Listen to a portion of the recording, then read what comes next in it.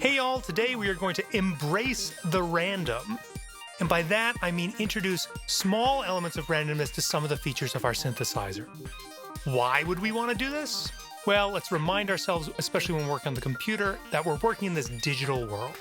And our digital world is great, we love spending time there, but the digital world can function as a metaphor for the physical, real world. And of course, when we play real acoustic instruments, they're not as precise and not as perfect. Now, that precision and perfection can be a very good thing, and it can also be a really nice thing to embrace aesthetically. But as a solo performer and producer, if I can pass off a few details to some automated randomness, I might be able to create more energetic and lifelike synths. Today I'm going to be working in Reaktor, but as always, these ideas are transferable to whatever platform you're working in, Pure Data, Kima, etc. And I talked about some of these ideas before in Reaktor when I was talking about trying to fake some analog warmth in the synth. But let's dig into some stuff, not necessarily trying to imitate analog synthesizers, but adding a touch of randomness at the micro level to try to make things more exciting and lifelike. I'm starting under the assumption that you know how to make a basic subtractive synthesizer, a complex waveform, a filter, and an envelope. And if you don't, I'll throw up a link to some of my beginner tutorials to help get you started. All right, so here I am in Reaktor. I'm going to delete my inputs, as I always do. Let's make a Sawtooth oscillator to start with. Let's create controls from it, a gate, and a note pitch MIDI in. Sorry that I just put those all on top of each other. There we go. Bink, bink. We'll get those all hooked up. Boom. This is as simple as we can get. Let's hear what we got. Okay, success. We've got sound coming out here. Let's quickly make an envelope. And just for the sake of simplicity today, let's make it an AR. Controls. Input. Input's called G because it's our gate. Output. Output is called A because it's a resulting amplitude. Put that between our gate. Boop.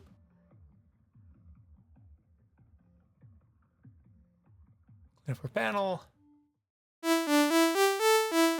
All right, great. So first thing that we'll do is we'll add our filter. But what I'm going to do is I'm going to randomize the cutoff frequency of the filter every time I hit a key. For that reason, let's put it inside a macro. Filter. And we'll build it from there. It's going to need an input. That'll be the note pitch. And then let's add another input that's going to be the audio signal that comes in. It's going to need an output. Boom.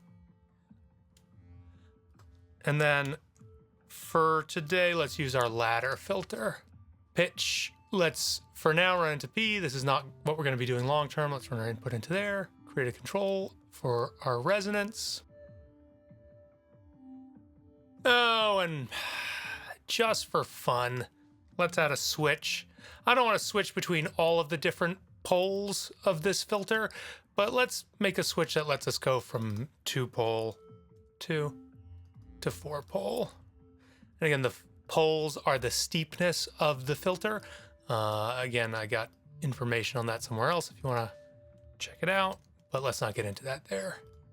Okay, so, you know, if I were to just set this up, boom, boom,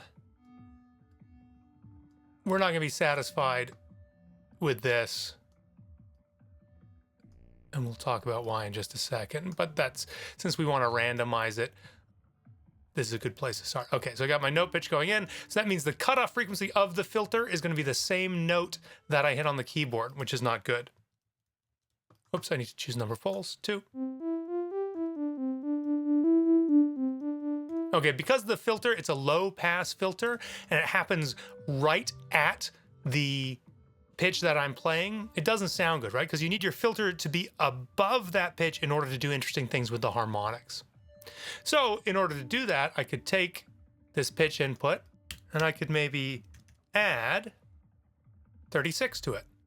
Create a constant, 36. By adding 36, I'm adding 3 octaves, right? 12 half steps in an octave. And so now it's above.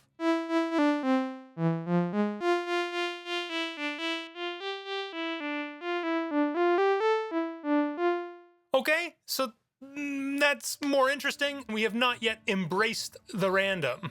So let's do that. And the way we're gonna do it is actually the same way we worked in the analog warmth video, but I'm gonna take this to the next degree here. I'm gonna use this randomizer. Okay.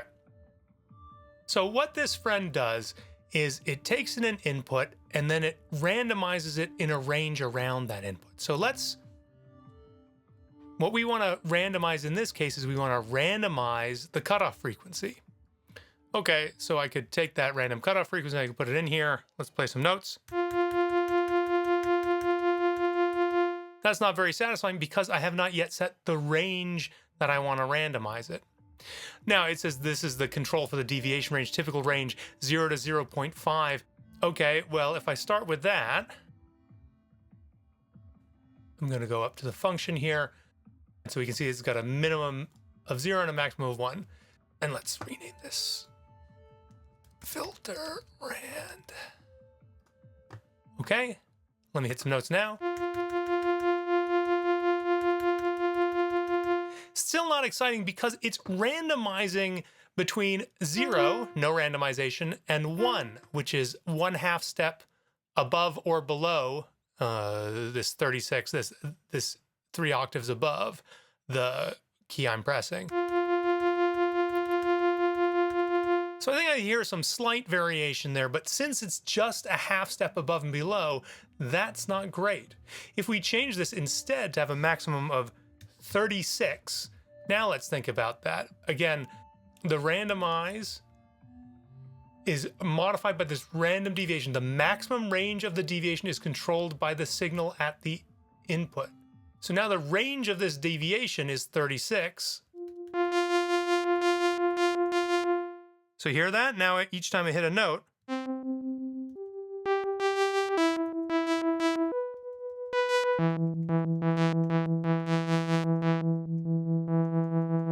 when I have that at 0, there's no randomization happening.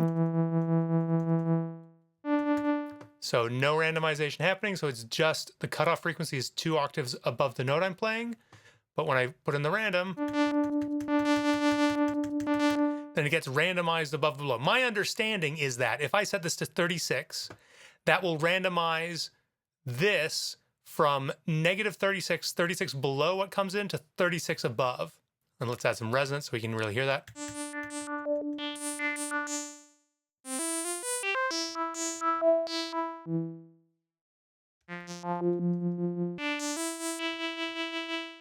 Again, 0, no randomization.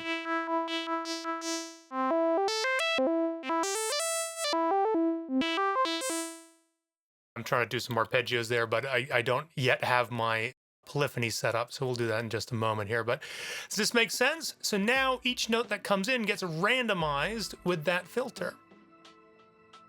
Okay, let's do one more thing.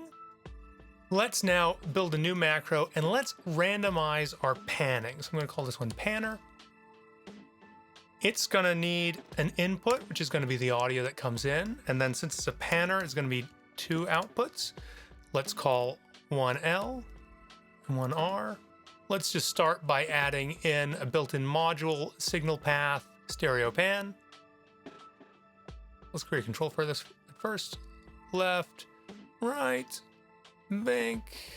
Let's go to our panel, get that over here. All right, and then let's run this in. While we're at it here, let's add our audio voice combiner. Since we're working in stereo, I'm not sure I've done this in a video before actually, but since we're working in stereo, we actually need one audio voice combiner for the left and one for the right. Just to be clear, this audio voice combiner is to allow us to have polyphony, right? It's got nothing to do with the pan, but I just forgot to add polyphony earlier, so I'm adding it now. I'm not sure if I forgot. It actually makes more sense to add it here. Click on the background, function, voices. Let's set it to 8. That's going to be overkill. 4 should be okay.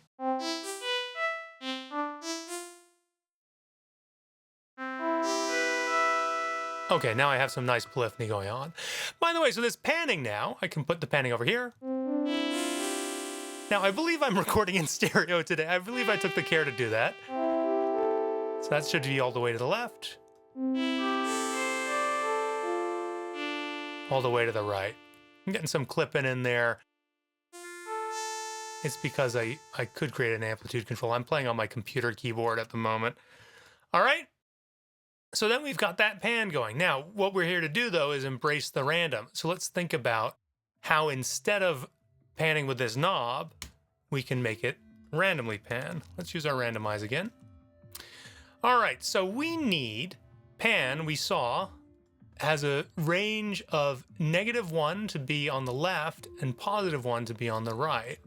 So we need this randomize to output a range of -1 to 1. So we know our range, if we create a control here, there's our random range, and it's got a maximum of 1. So actually that's perfect. And so if we crank that up, that's going to be all the way up, and that's all the way down.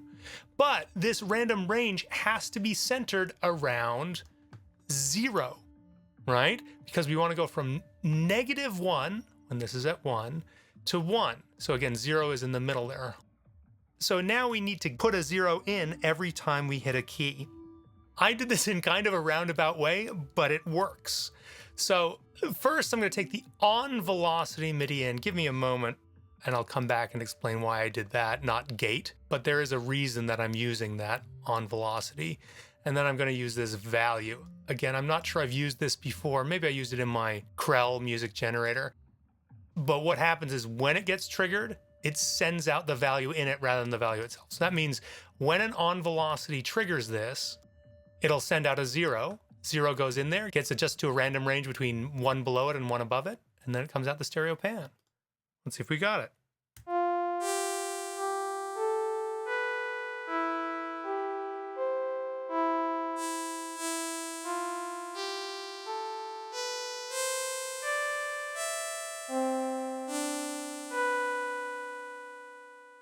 Do you hear that coming out randomly left and right?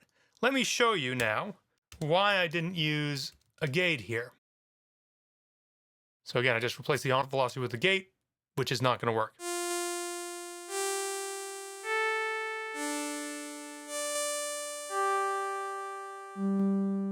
Y'all hear what's happening? The gate sends a value when you push the gate, and it also sends a 0 when you release it. So that means it's banging out, I need to use my pure data terms, it bangs out the 0 even when you release a key. By turning that into on velocity instead, it only sends note on messages.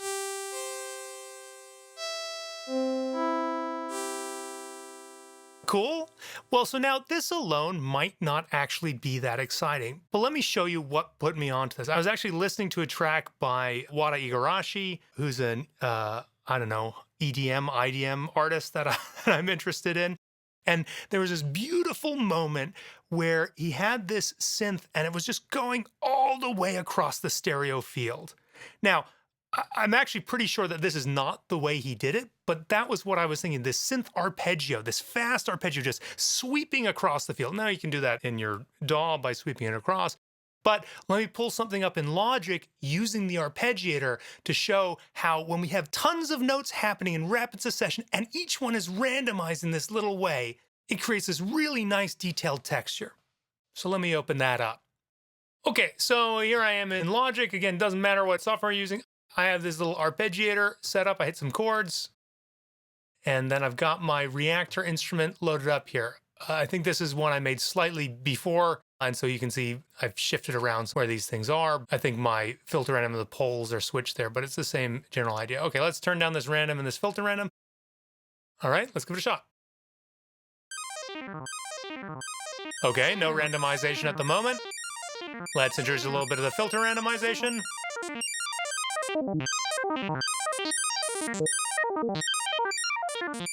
That's nice. All right, here comes our pan randomization.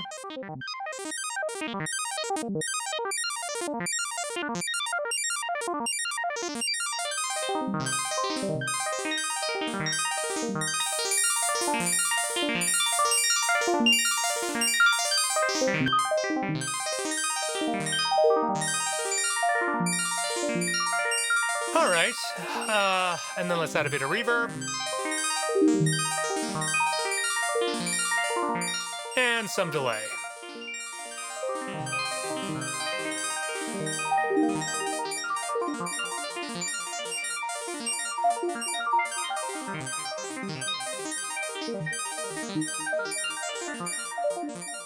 All right, there you go.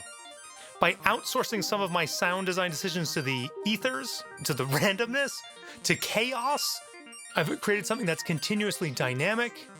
And in this case, it's just automated arpeggios, but I could also definitely interact with this randomness too if I wanted to. In live performance, as I hear and react to the random decisions that the computer is making, I can enter into a dialogue with this. All right, this is just scratching the surface, but we'll leave it there for now. Hope this is cool. Make some huge, wide, exciting arpeggios. Or maybe even slow-moving micropolyphonic textures. We'll leave it there for today. Catch y'all next time.